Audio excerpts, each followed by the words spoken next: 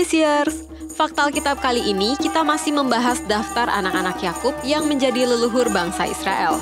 Yakub memiliki 12 anak laki-laki dari 2 istri dan 2 gundik. Selain itu, Yakub juga mempunyai 1 anak perempuan. Nah, kali ini fakta Alkitab seri suku-suku Israel akan menyajikan putra Yakub lainnya bernama Gad. Seperti apa kisahnya? Yuk diklik dulu tombol subscribe dan tombol loncengnya. Lahir dari sebuah kompetisi. Gad lahir dari budak Lea bernama Zilpa yang diberikan kepada Yakub sebagai seorang gundik. Hal ini dilakukan Lea untuk mendapatkan kasih sayang dari Yakub yang baru saja mendapatkan seorang putra dari budak Rahel bernama Bilha. Dalam silsilah keturunan Yakub, Gad merupakan anak ke-7. Arti nama Gad adalah beruntung atau kemujuran. Nama Gad diberikan oleh Lea seperti tertulis dalam Kejadian 30 ayat 10-11. Berkat Yakub atas Gad.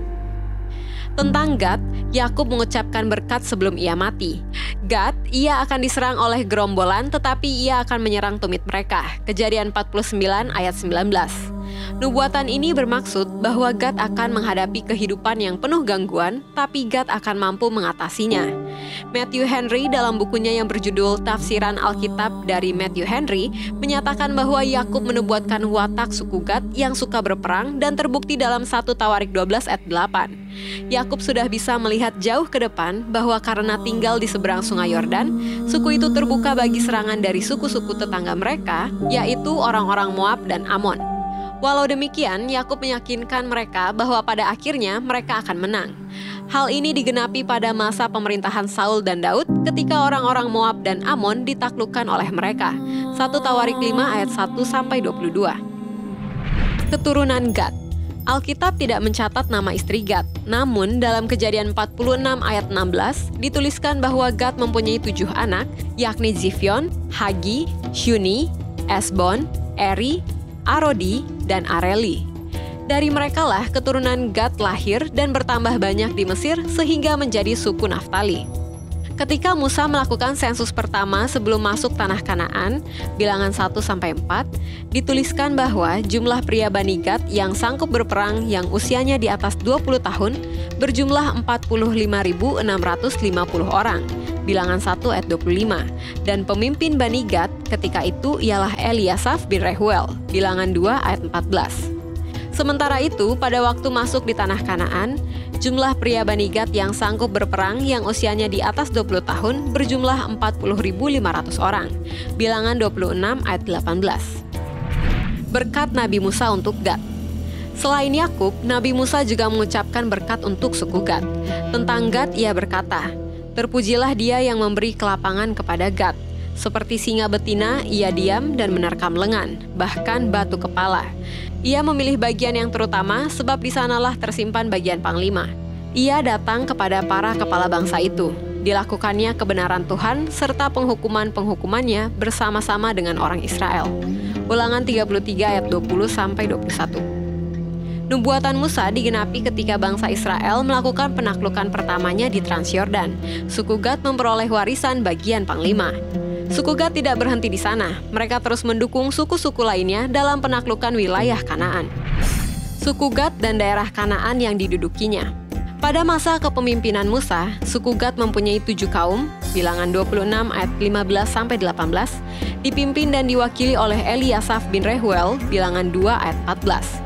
Ketika Israel mencapai dataran-dataran Moab, suku-suku Ruben, Gad, dan sebagian dari Manasye mengusahakan izin menetap di Transyordan yang mereka inginkan sebagai bagian mereka dari tanah perjanjian. Suku Gad memiliki daerah Gilead sebagai tempat mereka tinggal. Musa menyetujuinya dengan syarat mereka harus lebih dahulu membantu suku Israel lainnya memperoleh pemukiman di wilayah barat tanah Palestina, bilangan 32.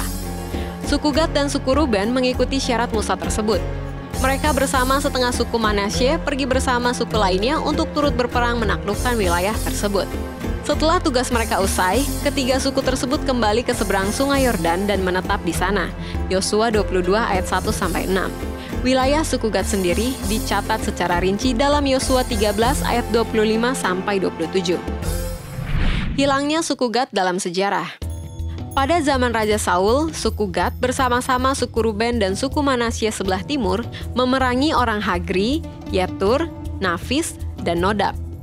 Mereka mengambil ternak dan menduduki tempat orang-orang itu sampai waktu pembuangan. Bilangan 32 ayat 34 sampai 36. Ketika kerajaan Israel pecah pada zaman Rehabeam, suku Gad bergabung dengan kerajaan Israel Utara bersama 9 suku lain.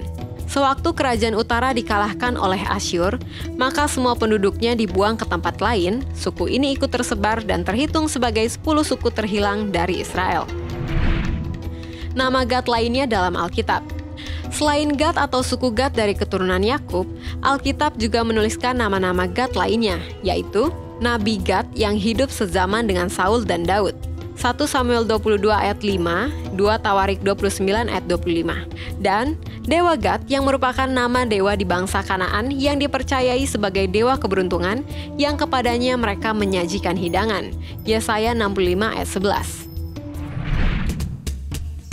Demikian fakta Alkitab seri 12 suku Israel mengenai Gad.